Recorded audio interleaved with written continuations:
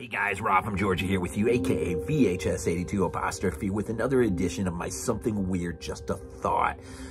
First, right off, I'm just going to be some scheduling changes with things. My X-Files episodes and Body Bags, of course, will always drop Wednesdays, but my Crazy Fives and my Italy's Holocaust that sort of alternates every other week will be Sundays now. And then my Something Weird, Just a Thought will drop in a day other than Wednesday or Sunday, just trying to spread things out a little bit. But for this episode, I thought I'd do something, thought I'd talk books, and specifically military history, and kind of go through my entire book collection. If I have anything that gives my movies a run for their money, it is my love for books. It is my book collection.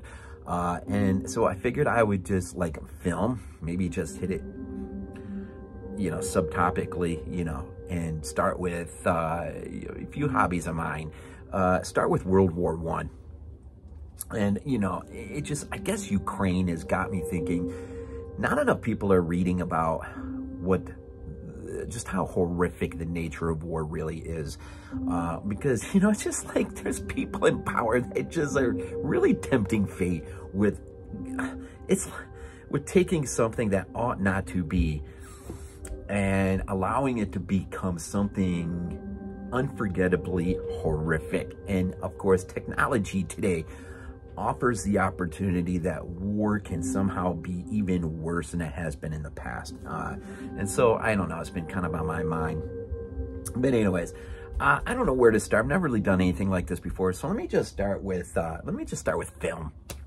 Of course, my son, if you've never seen the new, I think it's on Netflix, All Quiet on the Western Front. This is my son's copy.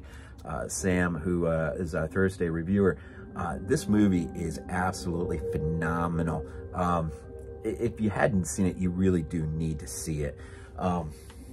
It is really, really, really, really good. And then, you know, who doesn't love some Sergeant York? I mean, come on, man. And this is a great one because it's, you know, a couple discs and just a lot of stuff in there. But Sergeant York, man. This one is absolutely unreal. Stanley Kubrick, World War I film. Paths of Glory, Kirk Douglas. If you've never seen this one, man, this is absolutely lights out awesome. The original All Quiet on the Western Front. In terms of set in World War I time period, Lawrence of Arabia, absolute classic. I had my interest renewed in this as a result of all things Prometheus. Some of you will know that. Funny as it is, Legends of the Fall offers a nice little set piece, World War I set piece, a bit of trench warfare, and it's a good, not the entire film obviously, but that one sequence, World War I sequence is pretty good. The only documentaries I think I have is of course, Professor Hugh Strachan narrated this, the First World War, the complete series, the First World War, a major Channel 4 series, looking for anything else. Yeah, this is quite an exhaustive, as well as his books, which I have a few in my collection. The other one I've had in my collection for a long time is just known as Trenches, Battleground, World War I. And that is, of course, like, you know, Band of Brothers opens up, and then, of course, got the book, and then everything sort of opens up, right? And deals with all the numerous components that is World War I. So, you know, and I do have a copy of 1917. Glenn, our Monday reviewer, sent me a 4K copy of that on disc, and that was pretty good. And there's numerous others, but these are just the only ones I have in my collection. I was just kind of flipping through. I haven't really gone through my books in a while, And I don't know, you know, it's not exhaustive. I have way too many books. I just sort of grabbed off my shelf. I sort of have them, maybe not ordered exactly correctly, but I do have them, you know, whether it's, you know, World War I, World War II, the French Revolution, the Civil War, albeit. But I was just kind of going through, it's interesting, in Neil Ferguson's The Pity of War, the opening quotes, "For by my glee might many men have laughed, and of my weeping something had been left, which must die now.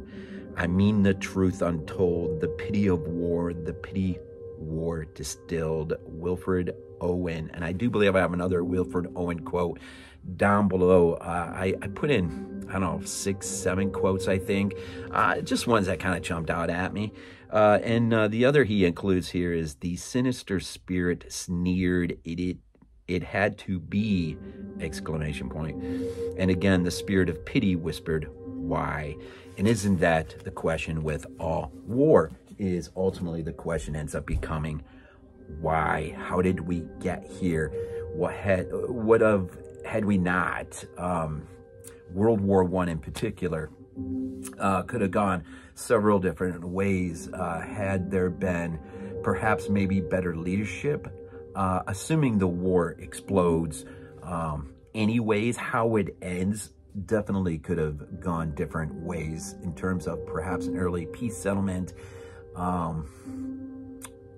or even stronger leadership. I'm thinking from the U.S. perspective of Woodrow Wilson, who brings this country into the war, which, if not for that, the Allies do not win that war.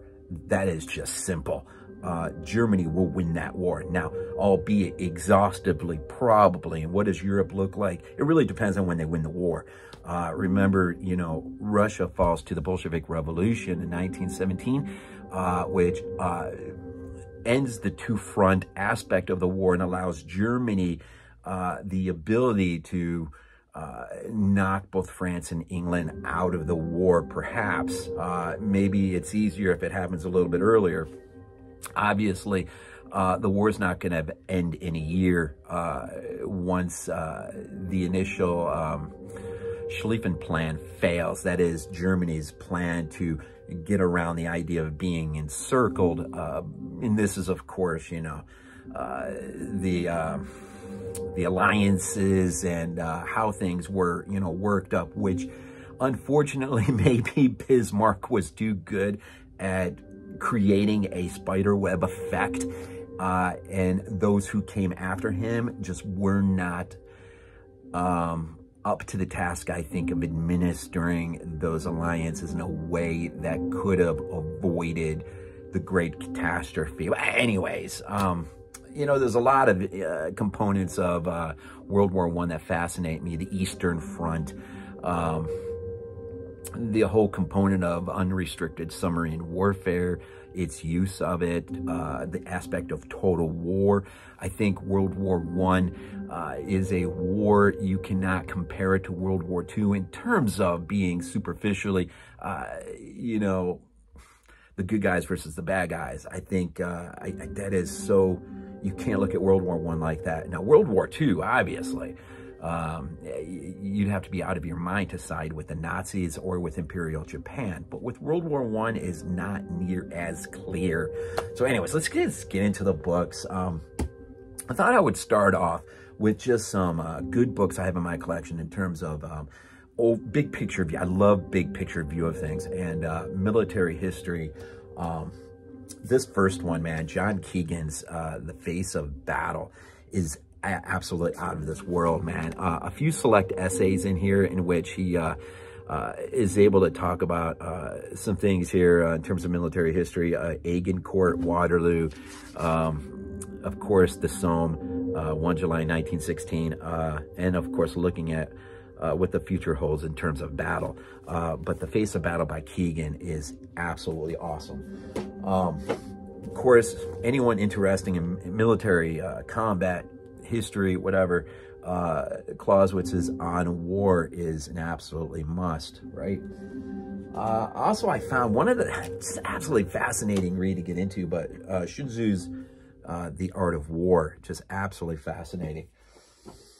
All right, so if you're laying a foundation for what Europe looks like come 1914, look no further than A.J.P. Taylor's The Struggle for Mastery in Europe, 1848 to 1918. Just considered a classic of historical writing in terms of just laying out how things are going to come to be. Just a couple biographies. Try to keep biographies out when I deal specifically with subtopics.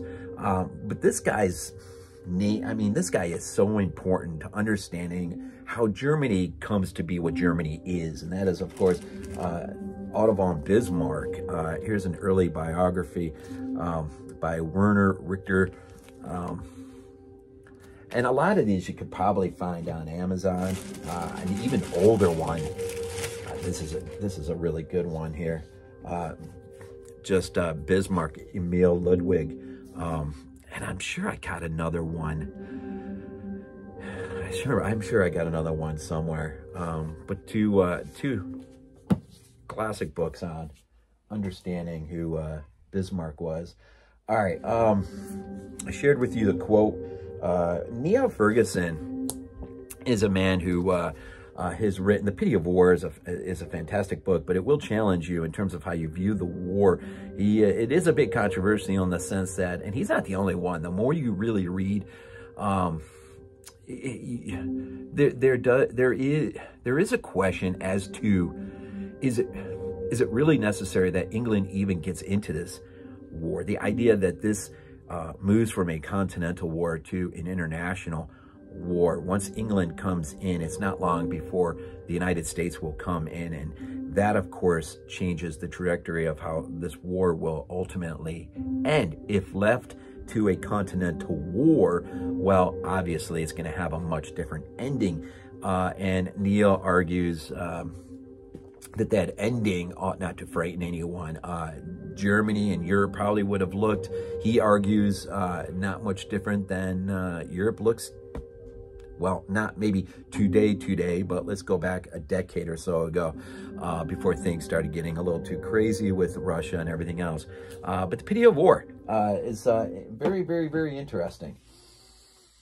And another one that sort of challenges you how the myth of the Great War by John Mosier, how the Germans won the battles and how Americans saved the Allies.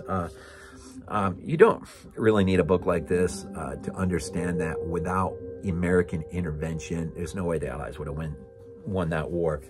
It just would not have happened. And unfortunately, Woodrow Wilson could not have been a stronger sense of leadership at the peace conference in terms of, I'll just say it, demanding certain things of his counterparts, but in reality, they were not his counterpart because he could not match resolve, whether you're talking about Clemenceau, even Lloyd George. He was not up to the task. You want to read an interesting book. Sigmund Freud's analysis on Woodrow Wilson is absolutely fascinating. Maybe if I just do a biographical section, that one is definitely in there. All right, let's just get into some regular military history. Norman Stone's The Eastern Front, 14 to 17. Great book. Really just an authoritative account of the Russian front in the First World War. It is the first of its kind to be published in the West. A now classic history dispels the myths surrounding the still relatively little-known aspect of the war, showing how inefficiency rather than economic shortage led to Russia's desperate privations and eventual retreat. It goes on and on. But I love just dealing with, be it the Eastern Front in World War I or the Eastern Front in World War II. Boy, there's some nasty carnage of war and attrition went on in those fronts. a specific look at perhaps one of Germany's greatest victories in World War I, the victory at Tannenberg. Of course, Tannenberg, Clash of Empires, 1914, by Dennis E. Showalter. Just a classic piece of military history in terms of that specific battle. A sort of recent addition to my collection, about a year ago, I think. Ring of Steel, sorry. Germany and Austria-Hungary in World War I, The People's War by Alexander Watson. Again, just a bit thick, but it's quick reading though. You move through the chapters pretty quick. Like Ring of Steel, another good one. If you want to specifically get into trench warfare, John Ellis's Eye Deep in Hell. This is trench warfare in World War I. This is this just gets into the nitty gritty, just the insanity. Look at this pic, man. I mean, it's just, you know, just the stuff that you just generally don't see, man. I'm just seeing if something else pops up. You know, and here's another one. Cavalry charges like this, you don't really hear a whole lot about. Anyhow, Eye Deep in Hell. Just yeah, I mean, it just, my stomach turned, man. Sometimes just reading about life in the trenches and a lot of things you'll never see in movies, though. Never. They just can't. I mean, it would be mind-boggling. If you're just dealing, again, I'm gonna familiar name or two here in terms of just the big picture of World War I. If you just want one book that is going to just really do a good job of explaining just the totality, the whole thing. Again, John Keegan comes up again, the First World War. This was an amazing book. Not that big, but you know, he goes through, of course, a lot of maps.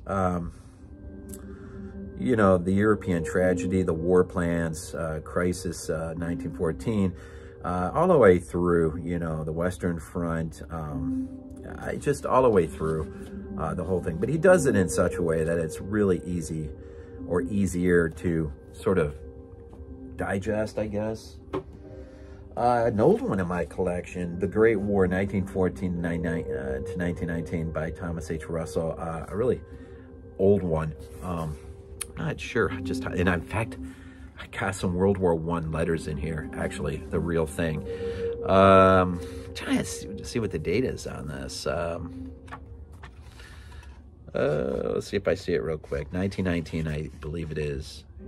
Yeah, 1919. 1919. I got a lot of old books in my collection. Now, this one I did look on Amazon just to see if Volume 2 has come out yet, and still surprisingly it has not. So I don't know if Hugh Stragan has given up on it, but here's his Volume 1 to Arms. Look how that's just Volume 1. This is going to be a multi-volume set. It is the First World War,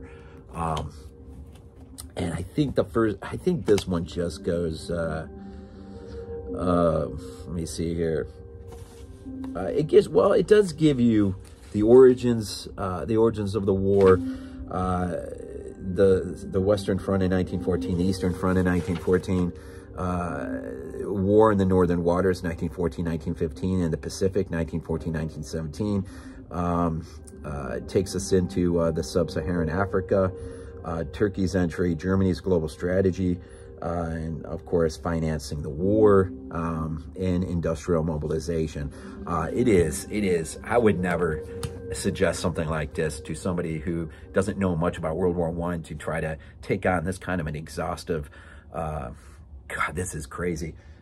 crazy bit. Instead, what you might want to do if Hugh Strachan's name interests you is the First World War, which is a whole lot more easier to deal with. Yeah. And this, let's see, he a lot of maps. I love books that put in a lot of maps for you. Yeah, he deals with the global war aspect of it, the Ottoman Empire aspect of it, of course, being shackled to a corpse, you know, Austria-Hungary no longer being relevant to Germany's need, blockade, which is interesting. You know, the more you get into World War I and understand that, you know, a lot is made out of unrestricted submarine warfare, but a naval blockade around a nation was as equally looked down upon as well. And yet that is exactly what England will try to do, is basically starve Germany out. And so Germany's response is, well, the nuclear option of its day, unrestricted submarine warfare. It's very interesting. I guess I'm saving one of the very, very best for last, but this book blew, actually I got one more after this, blew my mind away the first time I read it. The First World War, Germany and Austria-Hungary, 1914-1918, by Holger H. Herwig. This one absolutely just blew my mind away. I've read it a few times, and I would definitely, if you're a reader and you've read, and you're familiar with World War I, this is definitely a must in your collection. If you like to collect, definitely, you know, Eye Deep in Hell is a must. That's an absolute must. Of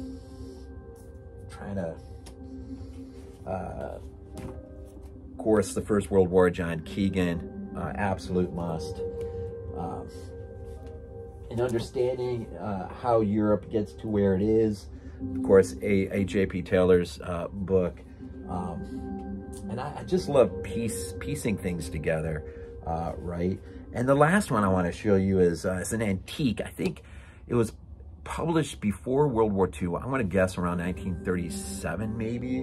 But it's a 2-volume set. I don't know if you've ever seen anything like this, but Forward March, it's a 2-volume set. And it basically, let me see here. The photographic record of America in the World War and post-war social upheaval. And there's 2 volumes, of course, and I'm not going to take up much more time, but I will. It is just full, absolutely full of just some of the most incredible photography taken from this war. I know that's not the greatest angle. I don't know. My mom found this in it was either, I think it was at a flea market, maybe somewhere. And I think she got it for me for my birthday so long ago now. Here's a good picture. Here's a good one. Here's a good one. Oh, right. So,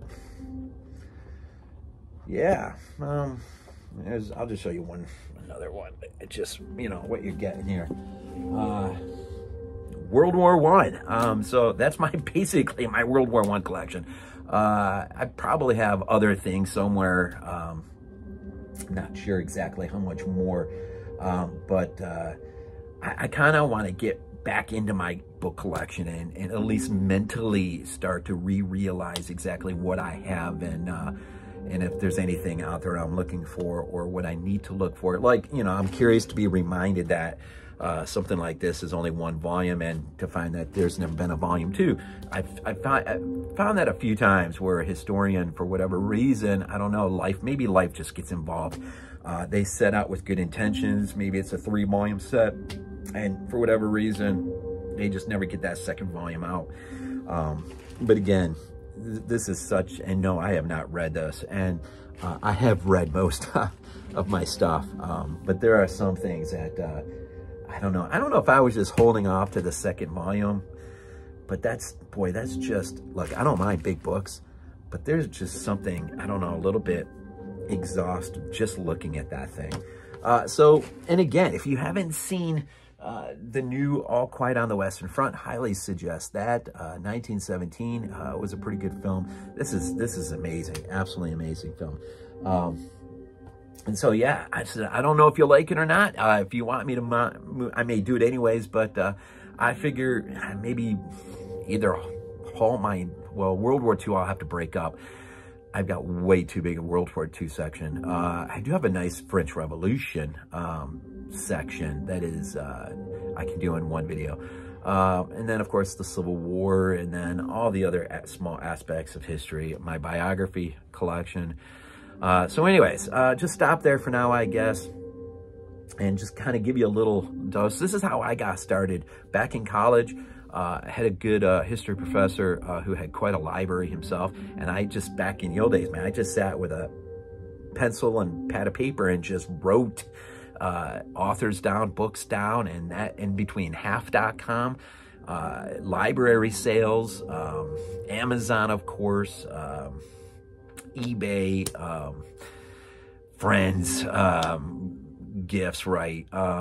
Slowly but surely, my book collection just blew up, man. It just blew up. And I've got a pretty big one, but that's just World War I. And so I thought I would just throw some of that at you. And let's just go ahead and end this here. This is a meaty one. As always, we end these things off with Go Bills. This is not a dream. Not a